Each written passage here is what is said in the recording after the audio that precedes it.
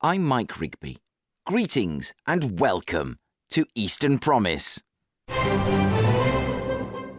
This week, you join us for the third and final roundtable of the Great Eastern Promise train adventure as four titans of innovation, Agri-TechE, research and development talk about boosting the scientific synergies between Norwich and Cambridge.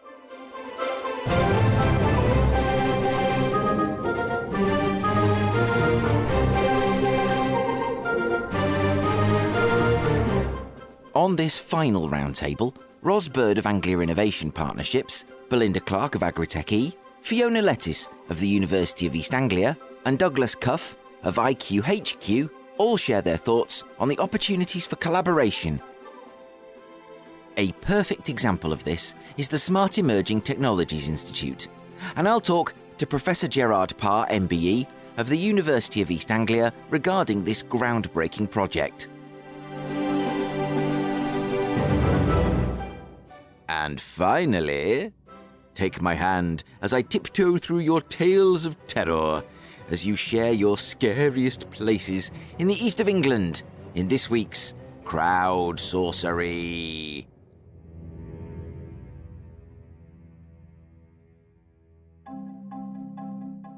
Before all that, it's time for Eastern Promise to bring you the latest news from across the region. Listeners of long standing may remember my chat with Eliza Delph, an incredibly talented Norwich-based singer-songwriter of folk noir, with a heavy hint of gothic drama. In our chat, she talked us through her favourite tracks on her acclaimed debut album, Into the Wilderness. Well, as trick-or-treaters spill out across darkened neighbourhoods, under the watchful gaze of flickering jack-o'-lanterns, Eliza offers up a new, spine-tingling Halloween treat.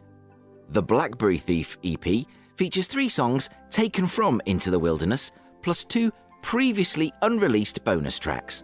The EP opens with the graceful folk elegy Stealing My Fear Away, followed by my personal favourite, My Familiar. Take a listen.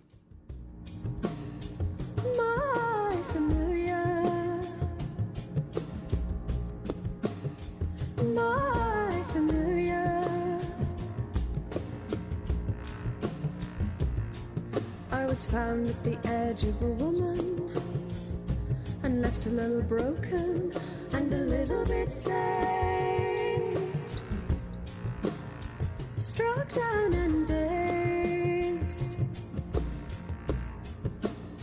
Struck down and dazed. My familiar. My familiar. The Blackberry Thief EP is available to download from Bandcamp and directly from Eliza's website, and can also be streamed from Spotify, Apple Music, and other online purveyors of fine music. It's strongly recommended. Do please take a listen, and you can find out more about Eliza at her website, www.elizadelph.com.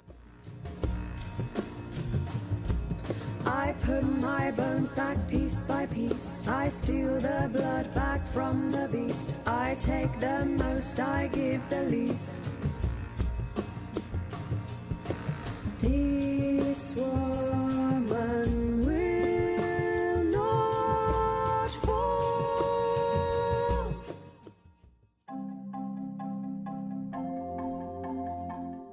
The Enterprise Centre, known to many listeners as a leading business hub at the University of East Anglia, has been recognised for its continued contribution to the design of top-quality, environmentally sustainable office space by securing the Test of Time Award. This coveted honour was bestowed by the highly regarded British Council for Offices, which researches, develops and communicates best practice in all aspects of the office sector. The Enterprise Centre was honoured at a glittering ceremony on the evening of 4th of October at the Grosvenor House Hotel, London. This marks the 5th award for the Enterprise Centre from the British Council for Offices, with 2 regional and 2 national awards bestowed in 2016, just after the building opened. Commercial Officer for the Enterprise Centre, Angela MacDonald, said, We take great pride in the quality and high standards that we offer to the local business community, students and academics, and we are delighted to have these recognised at a national level. And that was the news for episode 41 of Eastern Promise. Send your stories to me at newsdesk@easternpromise.site. That's site as in website.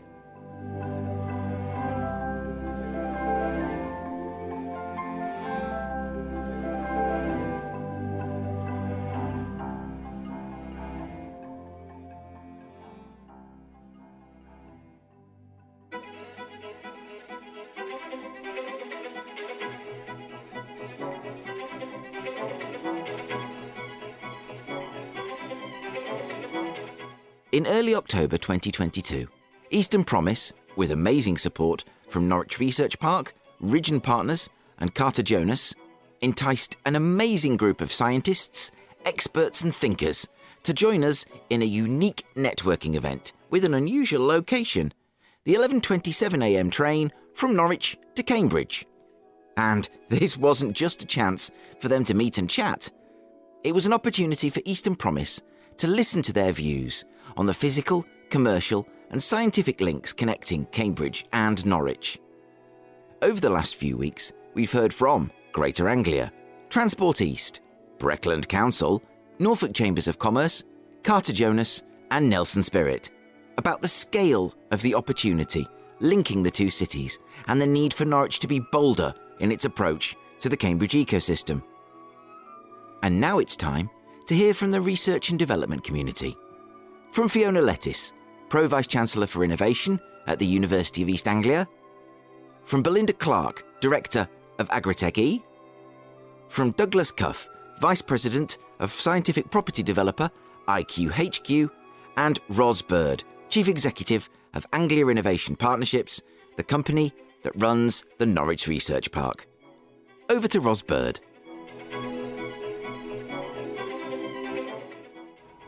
Okay, so we're all on the train together, heading off to Cambridge from Norwich, and we picked up some people along the way, and we've got some people on the train with us from the Cambridge cluster, and it's been such good fun introducing people that haven't met before and who can definitely do some good work together in the future.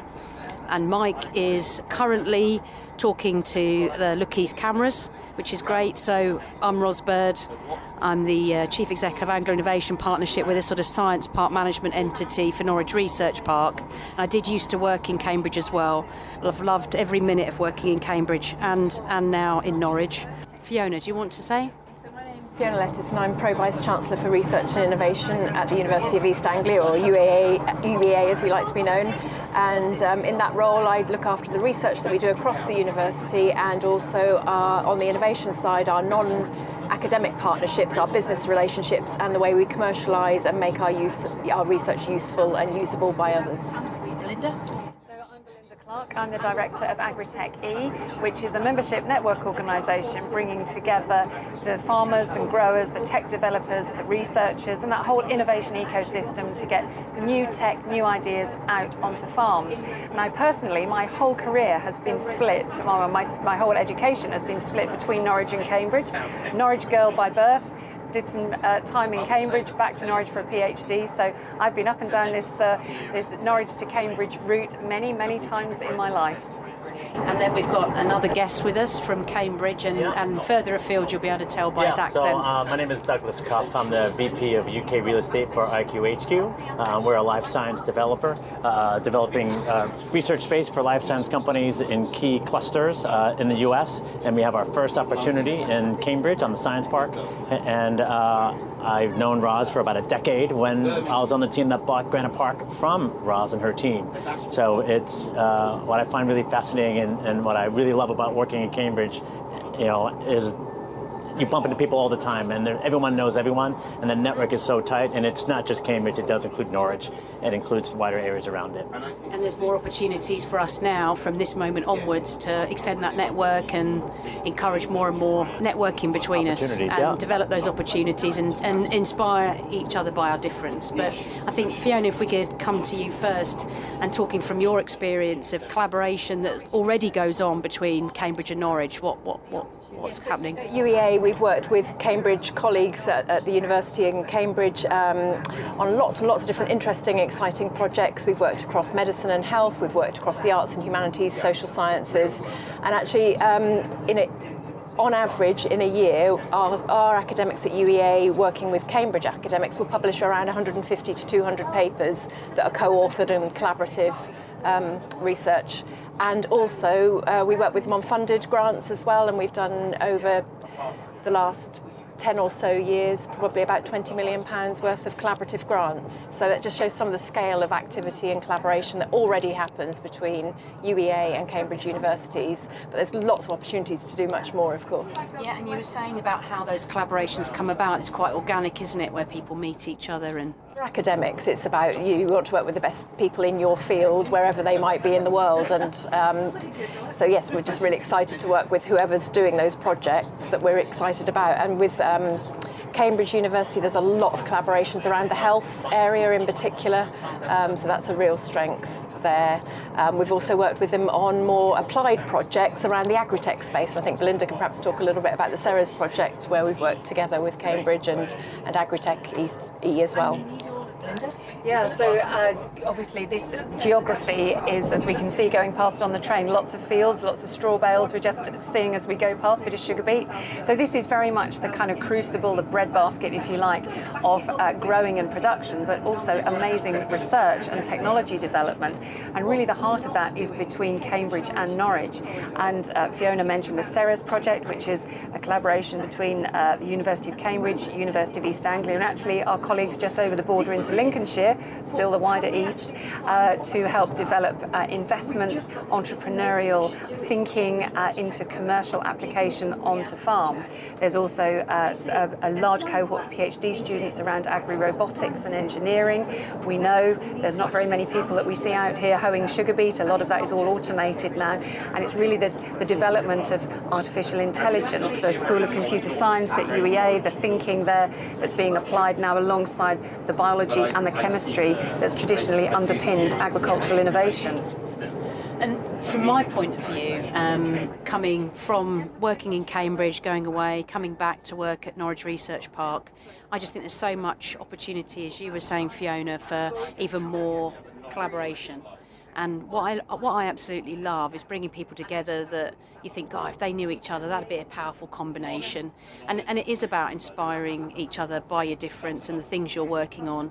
And it's also about looking for opportunities to collaborate. And I think some of the people that are on the train today know loads of companies that want to then start engaging with each other, and they are doing it already, and researchers are doing it, but we can do so much more, I think, of collaborating. And I was really excited when I heard that Doug was coming back to Cambridge, because we know each other well and I know what a good guy is, and I was thinking there's some things that we can do, Doug, and we haven't even thought of them yet. Yeah, but I was saying before, my background is, spending a lot of time in Kendall Square, and you look at Kendall Square being as ground zero for life science. And where's that, in the US? In Cambridge, Massachusetts. Oh, okay, yeah. Yep, and next to MIT. And everyone talks about how there's a collision of technologies there, and that happens in Cambridge as well. But the one thing that Kendall Square doesn't have is the Agri-TechE piece, and having access to land and farms, which I think is really, really interesting. And when you think of healthcare on a broader spectrum, you put food in your body and you put drugs in your body, and it's all part of the same the human body ecosystem. So it really is something that I think that Kendall Square lacks, which is, I think, is a massive opportunity that Cambridge and Norwich has together, which I think should spur on more opportunity. But I think the problem is no one knows about it quite yet. And I think events like this spur that and allow that to scream from the rooftops about how amazing and interesting it really is, which hasn't happened historically in the past, at least not for me. I was going to say, Roz, you should probably talk a little bit about the different entities on the Norwich Research Park and how we all can collaborate absolutely. at Norwich, but also then use that expertise to help bridge across to Cambridge. Yeah, exactly. So I think that the thing about Norwich Research Park, and so Anglia Innovation Partnership is like the science park entity, as I've said. But the main thing about... We shall shortly arrive at Ely. We're shortly arriving at Ely. Going towards Stockport, Manchester. Please change here, take the 1316. I love Ely. We're going to get the cathedral. New Street and change there for onwards connections. Where my family is from. We can pop out and go visit the old Stockport, Manchester. That's where I was born. Going towards Nottingham, Derby and Sheffield. Please take the Birmingham train and change at Leicester for onwards connections. So those who are travelling by the East Coast Main Line to destinations in the north of England, take the train to Birmingham and change at Peterborough. So we've gone through Soham then, have we? On that way? Oh, that way. There's a new train station. I can't believe that. It's so cool. I feel like this is a very civilized version of Claire Balding's ramblings. You know, instead of walking, you just to sit and enjoy the countryside. Yes, it's a new Radio 4 programme, isn't it? I'm up for it if you guys are. Why not? On the train with, On the train with innovation. Yeah. I was just talking about Norwich Research Park to say that we've got 4 research institutes, a university and a hospital, all on one campus, all sharing a vision for the development of the whole of Norwich Research Park, maximising all the research and innovation, technology platforms for societal benefit. And the job that my role is to help add value to all of that work, campus perspective. The 4 research institutes, the university and hospital, share a vision at the campus for working together for societal benefit, attracting businesses of all kinds that want to come, be based there, benefit from the skills pool, benefit from collaboration with researchers. The point is that we can inspire Cambridge by what we're doing. We can raise awareness of all of the activity. Some of it is not well known. The actual environment. It's a beautiful campus, tucked in Norwich, which I think is also... Beautiful city. Yeah, exactly. Yeah, there's lots of key attributes, and I think it's making the most of that and raising awareness. And my view is that we need to raise awareness of the opportunities, of the science, of the technology, and then those people maybe in Cambridge or London or further afield who say, I didn't realise that is what's happening, that I need to be there. And that's the reason we want people to come, because they'll benefit from the science and the technology, the expertise and the skills pool. And that's the thing that we need to work on over the next few years, and that's my job to do that. I'm just a bit inspired by the sign, see it, say it, sorted, and I know that's in a safety context, but actually in the context of what we're talking about collaboration, see it, talk about it, sort it. Yeah, so absolutely. I'm kind of quite inspired by that in a different context around forging collaborations. You're right, Belinda. I think it is about just doing it sometimes. And maybe the point is that this train journey today is about us taking action rather than just talking about working together. And I think it's because the people now that are around the table literally on this train, and the ones that are in the roles that where you can make a difference, we're doers. We're people that love the strategy but want to see something happen, and that's what I'm excited by, taking action and doing things like inviting Doug and saying, come and join us and meet up, and us all taking the time out of our busy schedules to be here today to demonstrate that we are serious about this and things are going to happen. We are going to make a difference. I want to come on to Mike's next question, and he says that he wanted to read out something from a UKRI report entitled The UK's Research and Innovation Infrastructure, Opportunities to Grow Our Capability. And the quote is, many challenges or questions can only be addressed by bringing together unique combinations of partners and expertise from across academic, business, government and nations. Academia, business, government and nations. Our aim is to build a more connected landscape and enhance our capability through partnership working at all scales. And so it says parts of the landscape are well connected, but this connectivity is not consistent. And so there is the scope to more fully exploit our collective potential. Where is that scope and how do we foster that connectivity? Fiona, you're nodding. Yeah, that's something we've given a lot of thought to at the university, and we've started to organise ourselves around sort of grand challenges and key themes, and we've just launching 3 key interdisciplinary themes around climate, health and creative. and those link into the areas that are important to us as a region. So we've got coastal communities and health inequalities to address there. We've obviously got a region that is the breadbasket of the UK, as it's sometimes called. So that sort of food and health links is really, really important as well. Obviously we've got climate change, coastal erosion, the impact of climate on what we can grow and in the future. And then there's the creativity. So we've got a hugely creative campus, famous for creative writing, but actually lots of creative disciplines, and we need creativity to solve some of those big challenges we've got ahead around climate, around health, and all sorts of other interesting topics. And what's great about being in Norwich and close to Cambridge and London and so on is that we do get to know each other. So like this morning we all met, and most of us knew each other or knew somebody who knew somebody, and it's really easy to connect actually. If you compare the geography to the US, I mean, hopping on a train from Norwich to Cambridge is nothing. That would be like getting from one side of something. Going east to west Massachusetts, it's really hard. It's just really hard to do.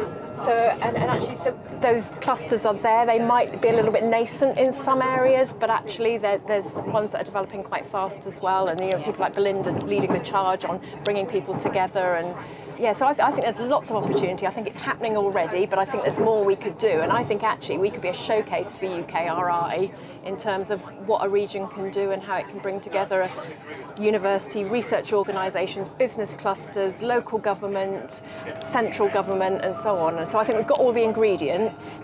We've baked some of them, but let's bake some more. And there's a guy called John Higgs. He's a sort of a historian and writer, and there's a book called Stranger Than We Can Imagine.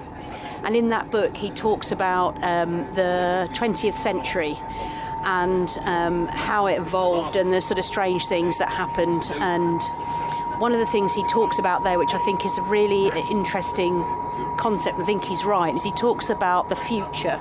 And he says the future already exists. It's just that it happens sporadically in pockets. So you have to identify the new ways of working and the new opportunities and bring it to your place. And I was reminded of that this week when I talked to David Dent about the way that he works, and he's writing a book about this at the moment, helping sectors to improve productivity by looking at other sectors and the ways that they work and the challenges and how they've met them, and then bringing that to, and that's, I don't know if you want to say anything about that, Fiona, who David is. In that quote was unique combinations, and actually I think that's what we can do really well, is break down those barriers between different disciplines, different expertise, different sectors.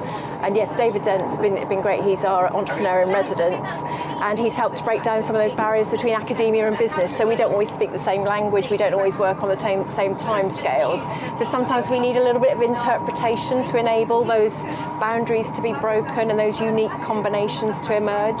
But I'm just really excited about those spaces in between. So if you think about climate and health, they need to be talking to each other, people in those disciplines, in those sectors, because they're going to interact, what we can grow, how we stay healthy in a changing world. All of those things are really important. We won't solve them from within a single sector or discipline. I don't think you need to. I think really, we were talking about this earlier, but the fuel for all of this to make it happen is access to capital. And there's, even in today's climate, there is still access to capital. And I think you guys are working to allow these entrepreneurs, allow these academics to find that and put it together and then drive it forward, help them through the process of creating sustainable businesses that will impact health, impact climate, impact Agri-TechE. So I think that's really particularly exciting. That was one of kind of my big takeaways of the day on the train journey. Yeah.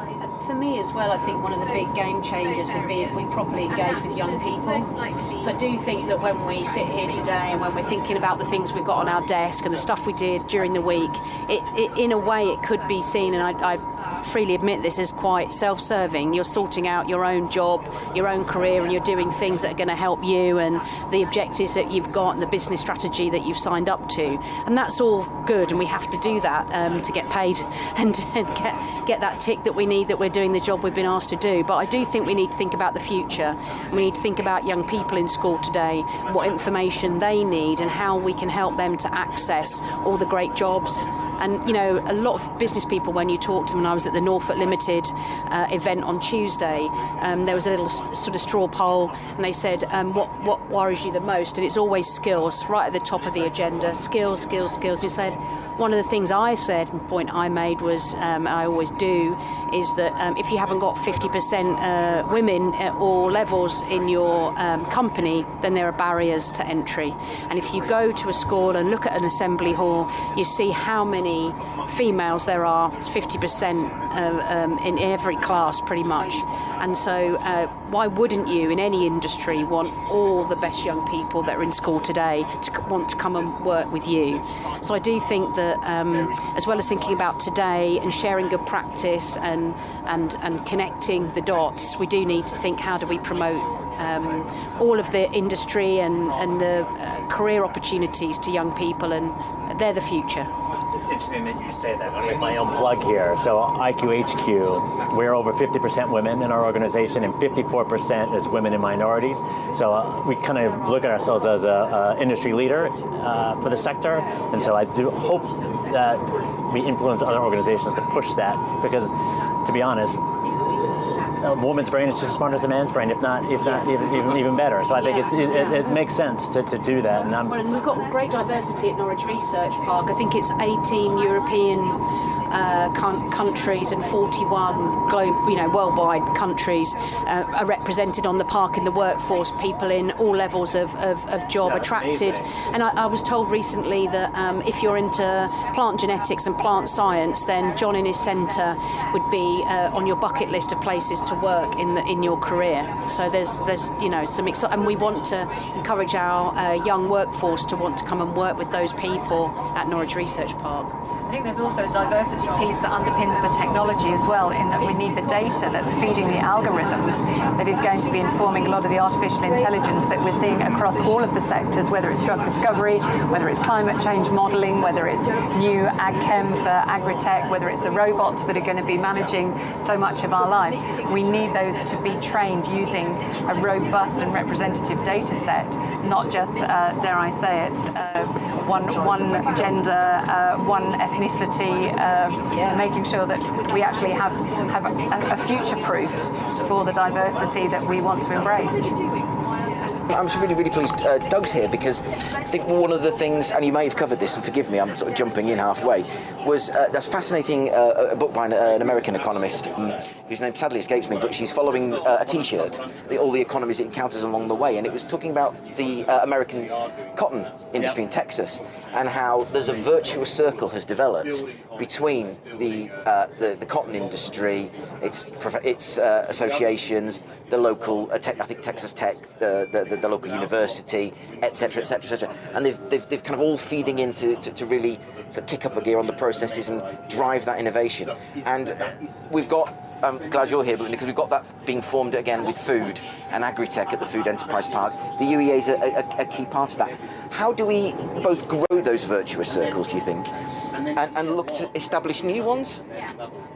I think it's already starting to happen in certain businesses, are now starting to really embrace that circular economy, not just because the optics are great on it, but also because it's a proper cost saving. And increasingly, I think any businesses that are looking to gain investment has got to have that ESG, circular economy, reducing exactly. And I think it's one thing of the many lessons we've learned from the pandemic, seeing some empty supermarket shelves really brought home the need to ensure that these very complex supply chains are starting to be much more efficient and resilient and robust.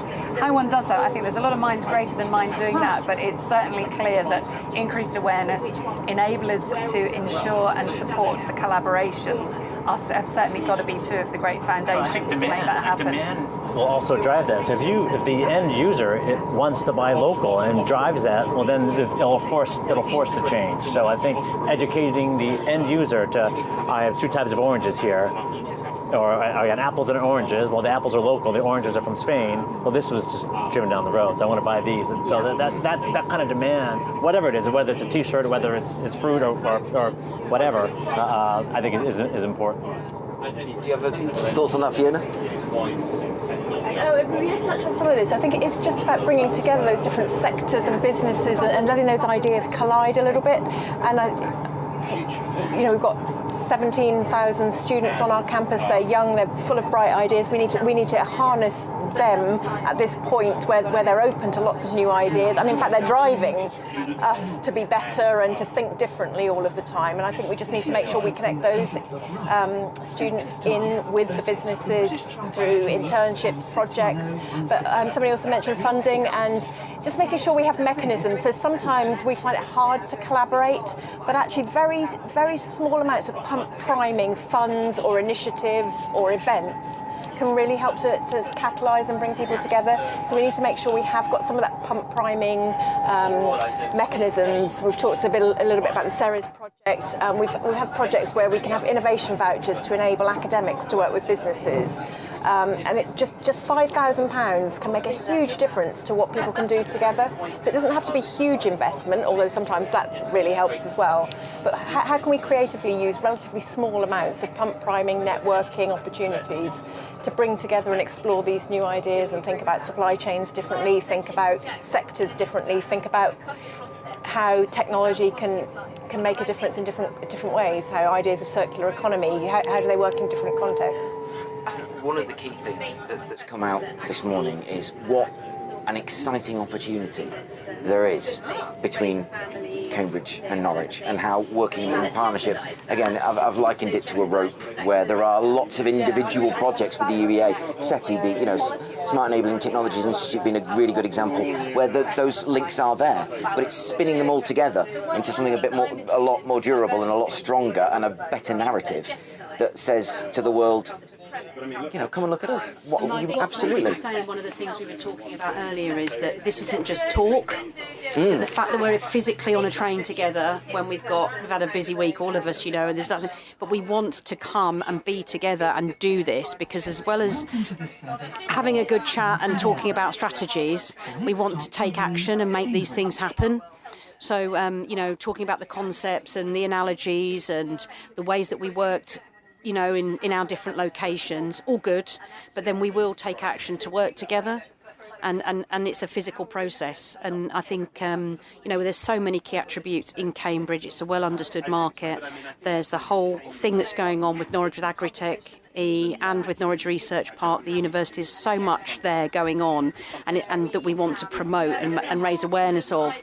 But unless you then take action and do stuff together, it's a bit meaningless. And that's the bit I'm really excited by, because I know the people that are sitting around this table here, Fiona and Doug and Belinda are all like me. They're like, yes, we want to do good stuff together, because it's our time to do that and take some action, and then that will inspire the people that will come after us. And I think we all want to look back and think, in this moment, we knew that we had some really good stuff that we were already doing, loads of good experience, and now we're going to collaborate in different ways. And it doesn't need to be insurmountable, it's just practical steps. Okay, well with that, we've got to pack the equipment away so we can all bundle off the train at Cambridge and enjoy the Carter Jonas reception. But Roz Bird, AIP, Norwich Research Park, Belinda Clarke, Agri-TechE, Fiona Lettice for the University of Anglia, Doug Cuff from IQHQ, thank you ever so much for sticking with it while I was down there. But brilliant, thank you very much. Thank you.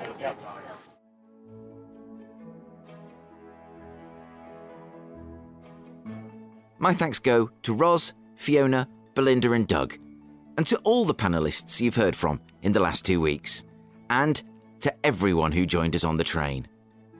At the same time this episode drops, I've also put out on the Eastern Promise podcast feed a 3-in-1 Collector's Special Edition, where you can listen to all 3 panels back to back. The event was such a success, plans are already underway for a bigger, brighter and bolder repeat this coming spring, and also a trip highlighting the links between Cambridge and Ipswich. Keep listening for more information, or keep your eyes on my LinkedIn account. That is me, Mike Rigby, host and executive producer of Eastern Promise. It's easy to find. If you come across a Mike Rigby who seems impressive and accomplished, it's not me.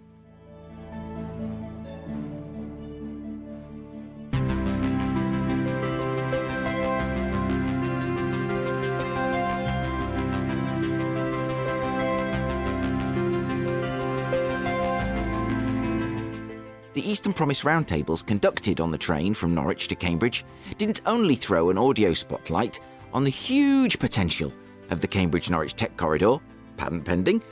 No, it also brought front and centre the many collaborations between universities and institutes that are already happening. The Smart Emerging Technologies Institute, or SETI, is an excellent example. A collaboration between Cambridge University, the University of Essex and the University of East Anglia. It represents a truly unique project. A planned research and innovation initiative aiming to create the fastest collaborative research testbed in Europe. Head of the Comuter Sciences School at the University of East Anglia, Professor Gerard Parr MBE, leads on this project, and I asked him to tell me more about what I personally think is one of the most exciting projects currently being developed in our region. The Smart Emerging Technologies Institute, it very much sits in the levelling up agenda for the East of England, particularly on the technology side and the role of ICT in the region. So what I want to do is just go through a bit of scene setting of what is SETI, why have we come up with this idea, who's involved and what the vision is. It all started in 2017 when the BAs had the Science Innovation Audit for the East of England. And as a consequence of that, looking at life sciences, manufacturing, Agri-TechE, and obviously ICT, it became quite clear that we have opportunities to collaborate more closely in the East of England. We've had lots of bilateral relationships between Essex and UEA, Essex and Cambridge, and vice versa, and Cambridge and UEA. And indeed, I've worked with these institutions before I came here. But when I arrived at UEA, I noticed that the collaboration framework wasn't as strong or at a scale that it could be. And so that set the scene for developing this idea of an institute that would pull together the research capabilities that we have within the respective institutions, but also engage with key industrial partners who have a research and innovation remit, looking primarily at ICT as an underpinning enabler for so many of the sectors that we take for granted today. And in fact, since 2017, 2018, we were working on the vision and strategy behind SETI. And of course, unfortunately, COVID hit and knocked everything for six.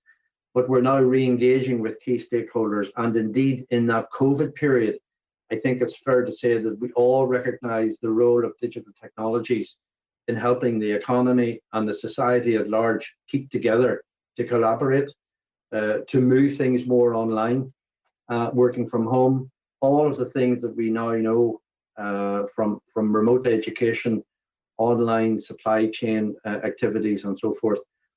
ICT has a key role to play.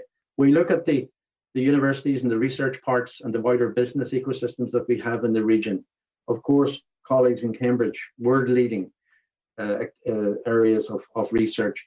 At UEA, we have world leading research, again, in key sectors linked to healthy aging, energy, food and water, and indeed artificial intelligence as it applies to a whole raft of other areas.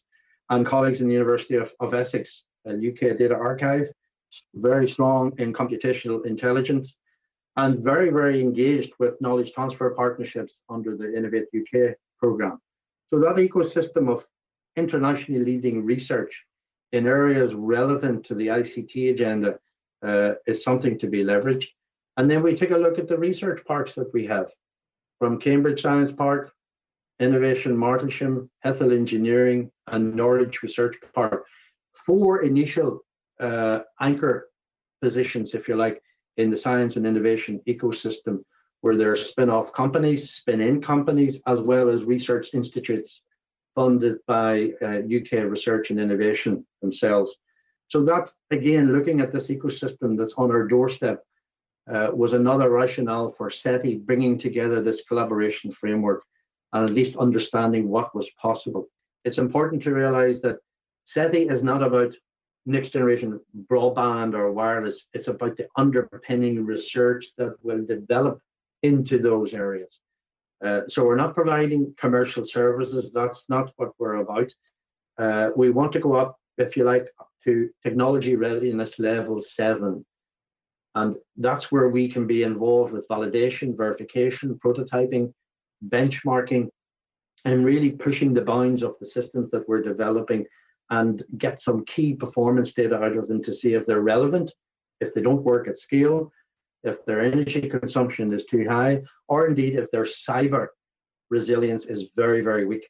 These are very important areas for us.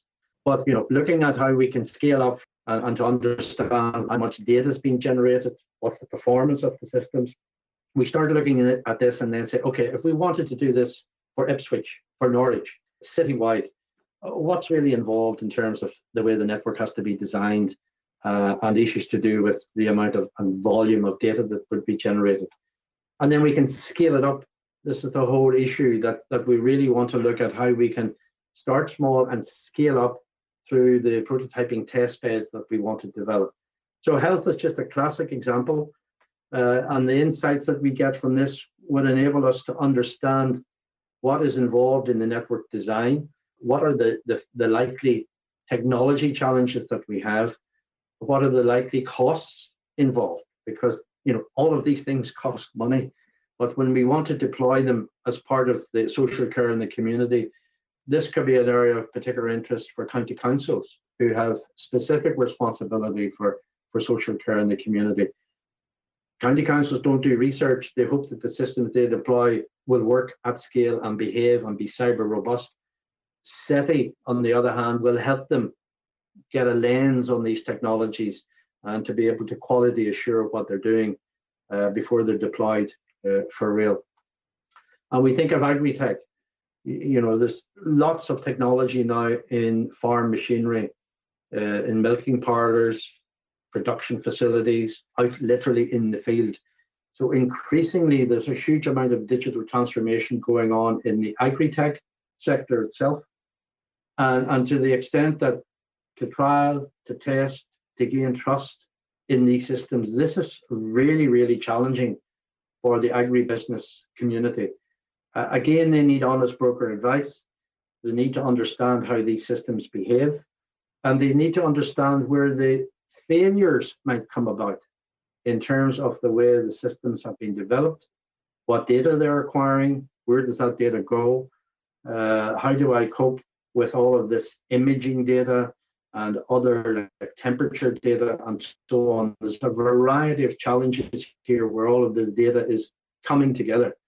One of the exciting things to me is the synergy SETI has with a lot of either extant or emerging government policy. I mean, I did a paper on exactly where with the innovation strategy from Bayes, which I always think should be the Department of Snooker. National Data Strategy, Mission 1, Policy Framework, Policy Paper. We want to support the development of infrastructure that makes data for research and development more available in a responsible way. I mean, hello, government, we're already here. Are you really enthused by the fact that government seems to be already looking for what SETI can offer? Yes, is the answer. And well, to a large degree, what we can see coming out of the SETI vision and plan is like a knowledge data exchange. Yeah. Because it's not just agribusiness data for agribusiness consumption.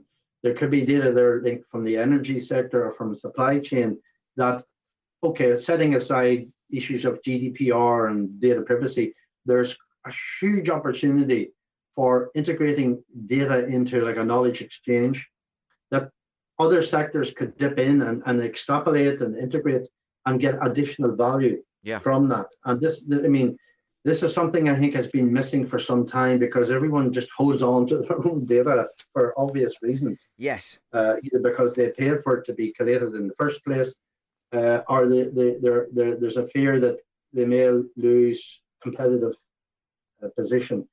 But for us, again, to be looking forward for the next 5, 10, 20 years in the east of England, there's so much value to be had in data sharing in the right context. Yes. And the ability for that to be leveraged by others, I think is really, really important.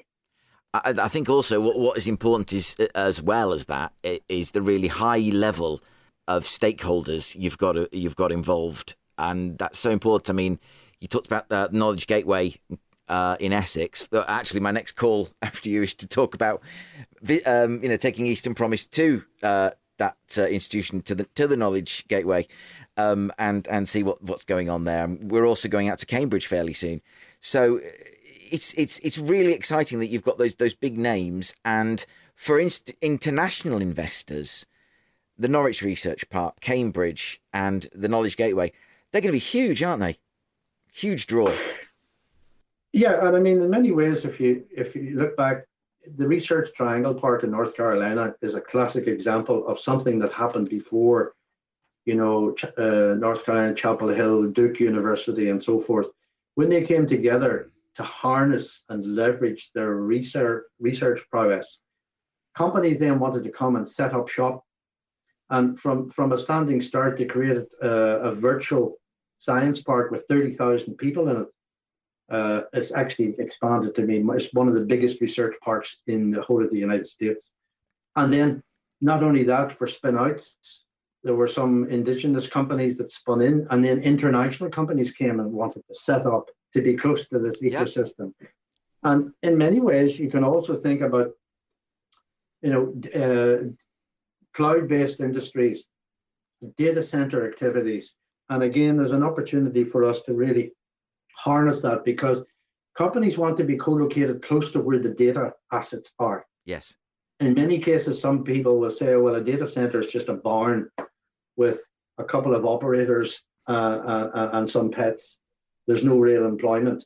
I would ask colleagues to look over at my friends in Dublin, because Dublin and the whole data center agenda, look at how much employment has come as a consequence of that, and how many companies have come to be co-located. Yes. Not just for tax reasons, but for innovation opportunities around the data that they generate. You're absolutely right. I mean, I'm really lucky this podcast has listeners in the States. About 15% of the people, hopefully, who are listening to us now are in the USA. Some are in India. Some are in the EU. I mean, you've explained to me, actually, I've always wondered, because the breakdown I can get, it tells me where in the US people are listening. California and North Carolina have been the hub of the US listenership. Hello to you, by the way, if you're joining us from the USA.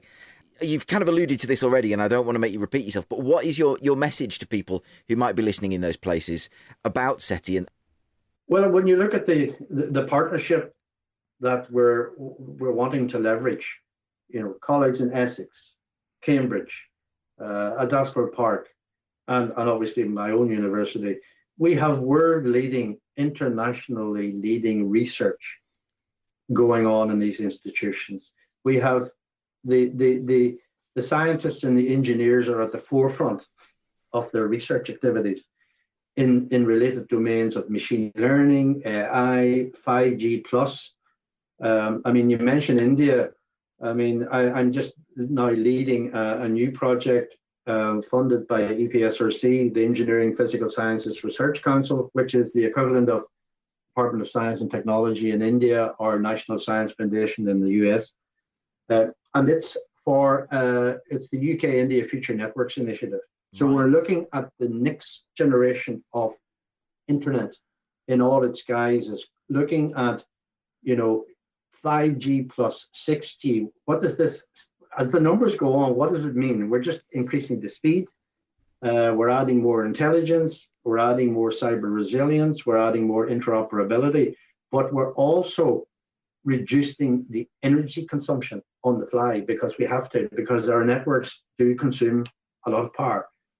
So as we look at the international side of things, we want to collaborate with folk. We're already doing that with institutions around the world.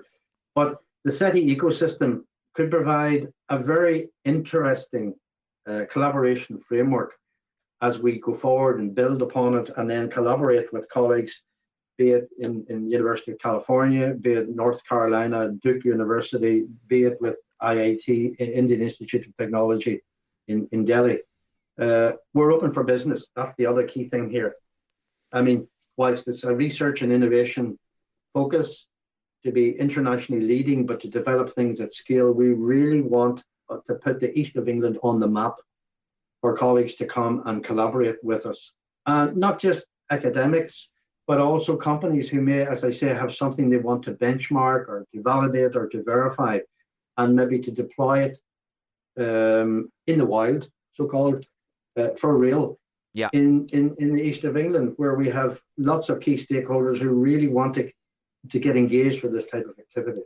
when I've previously spoken to colleagues involved in Sizewell C, and they've sort of expressed mild bemusement bordering on frustration that just when you get a civil servant to understand what it is you're putting to them, the civil service cranks into gear, shifts everyone around, and you're faced with doing exactly the same over again with someone else.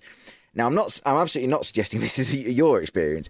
I'm just sort of trying to get what I want to get to is what kind of conversations are you having with particularly those two departments, DCMS or DCMS and BAYS, about driving this forward? Because, as I say, you are offering so much that they want. So I would imagine that, I would hope, and they bet they should be beating a path to your door. Well, we do brief key colleagues. I mean, the science minister, I'm led to understand, is aware of what we're trying to do. George Freeman, friend of the show, I hope, who we've interviewed before. He was our first interview we put out. So yes, absolutely. And interestingly, obviously George is based in this region, but then we have the Foreign Secretary Liz Truss, who actually launched my project with India some months ago. Brilliant. And again, I suppose a key point is, as we brief civil servants, and the new Anglia Lep has been really supportive in yes, getting the word out. I suppose one of the things that it's important to realise is that this part of the UK, I'm led to understand, is the third largest contributor to Whitehall in terms of financing tax. Yeah. When it comes to levelling up, I'm not sure we're as level as we could be. You're not the first person to suggest that on this show. And so what we're seeing is, like, across the big sectors, automotive, life science, agri-tech, energy, we are really, punching above our weight, but we don't normally ask for very much. Yeah. And here we have a proposition that's not just ICT focused, it's really looking at how digital technologies going forward for the next 5, 10, 15, 20 years, how can they underpin and support the key sectors of importance to the east of England? Now, having said that, I think it's important to realise net zero is a challenge for the whole of the UK. Sustainable energy, the wind farms off the east of England coast are supporting the whole of the UK. Yeah. So the supply chain I mentioned, with the ports and so on, with the trucks hurtling across the east of England, they're going to the north, they're going to Scotland, they're going everywhere. So in many ways, if we can facilitate mechanisms to help key sectors of importance to this region, by default, we're helping the rest of the UK. Absolutely. So it's not a, I'm trying to make sure people don't see this, this is just an east of England challenge. It's never, it's something that we see for the whole of the UK. When I encountered this project at an earlier stage, was that, it was never kind of, this is just for the east of England, you people keep away. It's like, let us tell you how it's done. Let us come and help you and do something similar wherever you are, UK, Europe, worldwide. And I think that's all power to your elbow in that one. Well, this is it. And I mean, the colleagues that I have assembled around me are all very well versed and experienced in international collaborations. And it's a case of maybe bringing it back home, for want of a better word, because we're working with folk all over the world. And as I said in my opening comments, when I first came here, it just struck me that, wow, we're doing all these collaborations internationally, and it was just fantastic. But surely to goodness, there's an opportunity to put a larger scale collaboration framework around the three main academic institutions in the region that are dual intensive. We pride ourselves that we're leading on research and innovation, also providing excellent teaching, but we want to give opportunities for our graduates to stay in the region, as opposed to just, we give them the skills that can go anywhere in the world. That's a given. But we want to give them opportunities to say, hey, there's a startup, or there's some other research and innovation activity going on here. I want to be part of that. So there's definitely an international agenda for what we're doing. The plan of work that we're looking at is going to be underpinned by leading international research, because we want to be competitive. Yeah. And we certainly want to go beyond journal publications and conference papers and so on. We really want to have as much impact as we can in the region. Of course, this needs money. I mean, we will be going cap in hand to the government, and back to your question there about civil servants on the move.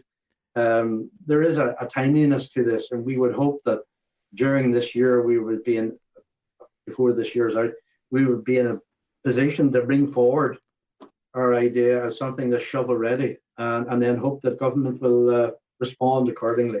In terms of local policymakers, is there more to do, and how can we, is more to do to engage with them, and how can we do that? Well, I suppose, obviously, with the LEP engagement, we are talking to key stakeholders in local government. Obviously, to have conversations with colleagues in NHS, to have conversations with colleagues in county councils, who, invariably are being asked to do a lot more themselves. They have a huge list of digital on their in tray.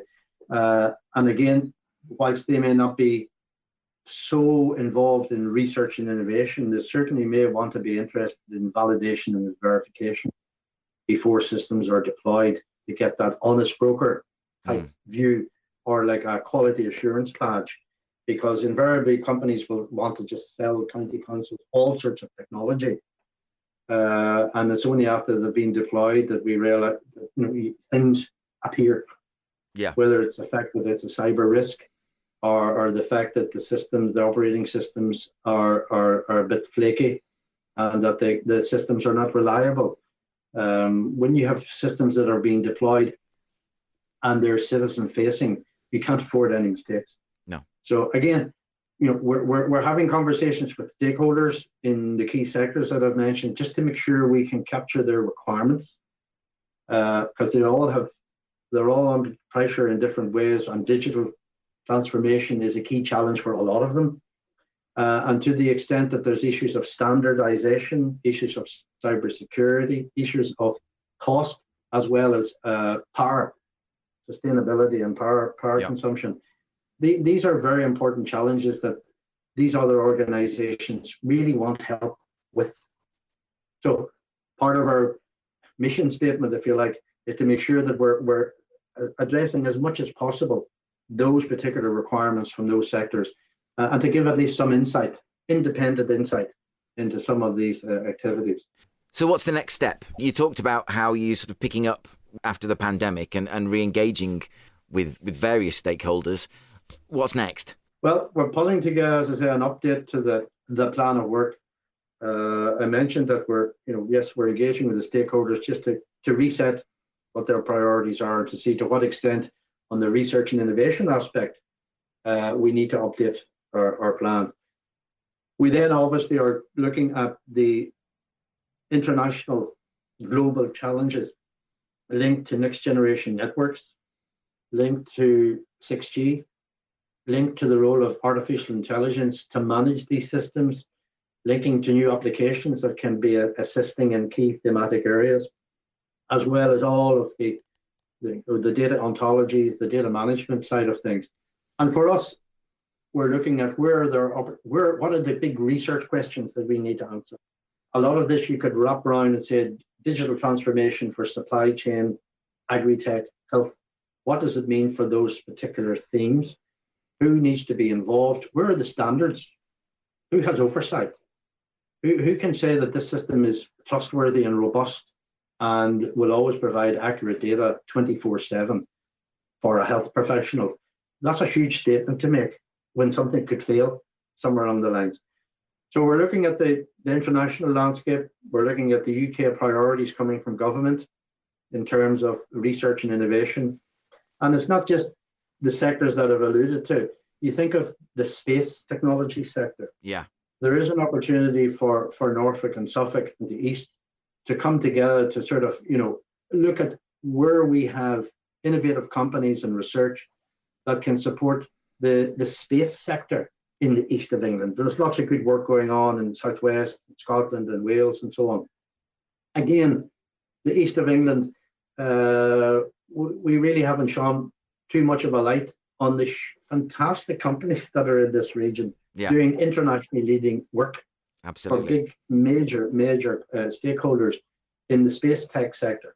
But there again, imaging, data, communications, there are thematic areas there, even from space, and challenges that they have to deal with that sit nicely within the SETI framework. So we'll be engaging with that sector as well. That's fantastic. And I suppose my final question to you really is, how can we help? How can we help you get this going? How can we help you bang the drum for the East of England? Well, I suppose, as I mentioned, there will be a pound symbol for all of this, and there will be an ask of government. It's really to get it on the radar of government officials who from time to time may want to understand, is there something cooking in a particular region that we should be hooking into? Is there a shovel-ready proposition that can sustain jobs, help the local economy, and also supporting key thematic areas that are of importance to the UK? Whoever is in charge of the checkbook, I should say, is someone we would like to be able to engage with when our proposition is completely ready. So I really look forward to people engaging with me. If they can bring something to the table, fantastic.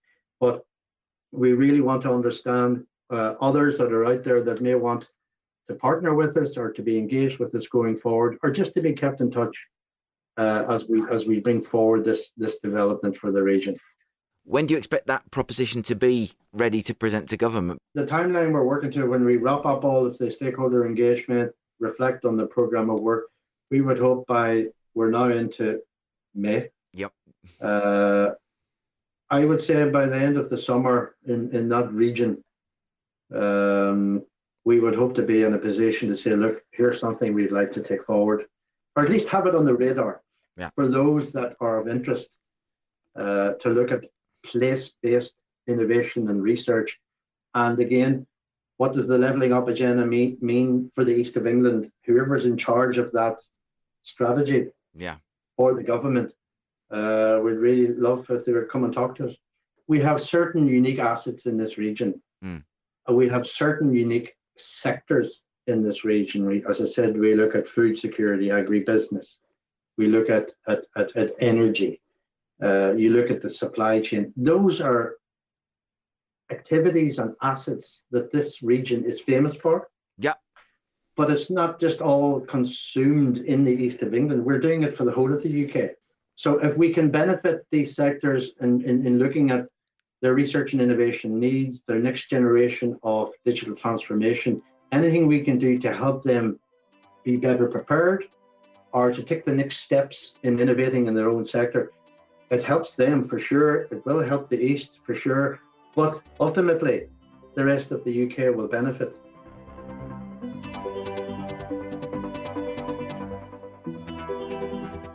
Professor Gerard Parr, to whom I am very grateful for explaining the potential and reach of SETI.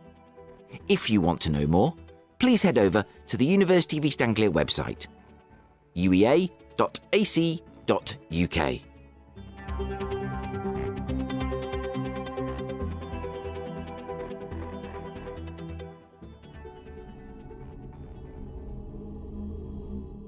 And now, the East of England is well known for its tall tales of horrendous hairy horrors. Local legend has it that Black Shuck, an enormous, shadowy dog, has been spotted from the fens to Felixstowe in the early hours of the morning, feasting on many an unwary traveller.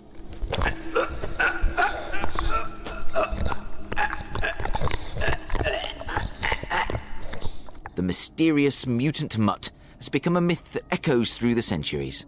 A Beccles clergyman penned his account of the poltergeist Pooch in 1577, entitled A Strange and Terrible Wonder.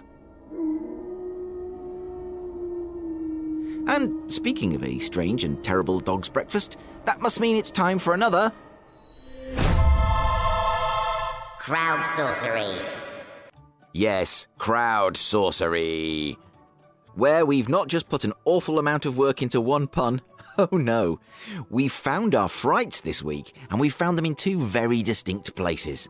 So let's crank up our very own mystery machine for a trip to the wild east, where locals give fearful glances and the marshlands hold hidden terrors for the unwary. First to make the ward sign against evil is Richard Powell OBE, Environmental and Charity Advisor and Independent Chair. His perfect fright night is a full moon walk across Weaver's Way to Burney Marshes. Richard says, walking on a nature reserve in winter in full moon really does heighten the senses, as ghostly shadows appear from the trees and barns. The sounds of wildlife on a winter's night also set the blood racing, a real-life experience without a doubt. Richard also says a trip onto Yarmouth is only for the hardy, but he doesn't say whether that's a strong recommendation or a stern warning. Experienced housing and leisure architect. Or should that be experienced haunted housing and terror architect? Matt Wood finds his fear in mysterious structures, with dread anxiety pouring from every stone. No, not the Palace of Westminster, but St Benet's Abbey. Set in drizzly winter twilight, mist rising from the marshes, and a shiver running down Matt's spine just thinking about it. If you prefer your scares in an urban setting, Norwich has a truly terrifying pedigree. For instance, it's a very little-known fact that one of Simon Hughes' official duties as Director of Property at Norfolk County Council is that he's also the council's official exorcist. Yeah. For example, Simon knows all the hotbeds of spirit activity in the county, such as Norwich Castle. For instance, executed prisoners were not allowed their names on their gravestones, just their initials. And, Simon says, the storerooms at the castle are full of enough curiosities to fill several Scooby-Doo episodes. Now, if you want to know why Simon keeps his duties as Norfolk County Council's chief exorcist so deep on the down low, it's because I made it up. And I would have gotten away with it too, if it wasn't for you meddling listeners. Ruby, Ruby, Roo! And, speaking of dressing up in costume to commit a dastardly deed, spooky segue time! Michelle Chambers, Business Development Manager at Chaplain Farrant, wishes to warn all you day dwellers that she and the Chaplain Farrant team will be dressed to kill on the streets of Norwich on Friday night. But don't panic, dear listener. If you want to ward off a shambling, groaning, gurgling gaggle of architects, show them a picture of King Charles visiting Lincoln Plaza. Or, failing that, fling a flying buttress at them. Michelle can neither confirm nor deny she'll be taking in Norwich Ghost Walks. That's www.ghostwalksnorwich.co.uk, which she says is a great way to see the spooky side of the city. The Ghost Hunter host takes you on a journey through the most haunted areas of the city, where you'll hear tales of many lost spirits and poltergeists who are still seen and heard to this very day. And on that walk through the dark underbelly of the city of Norwich, you may encounter the East of England's answer to Laurie Strode, or indeed Buffy the Vampire Slayer, in Gemma Hoskins, Development Manager at the Norfolk and Norwich Festival, who has survived the terrors of Augustine Stewart House in Tombland, the former home of Norfolk and Norwich Festival, only to be rehoused in the Norwich Guildhall, which Gemma seems to think represents a marginal improvement at best. Alas, there is no truth in the wicked rumour I just started that Gemma has to keep a sharpened stake in her desk, and that, as a precaution, the water cooler has been blessed by the Bishop of Norwich.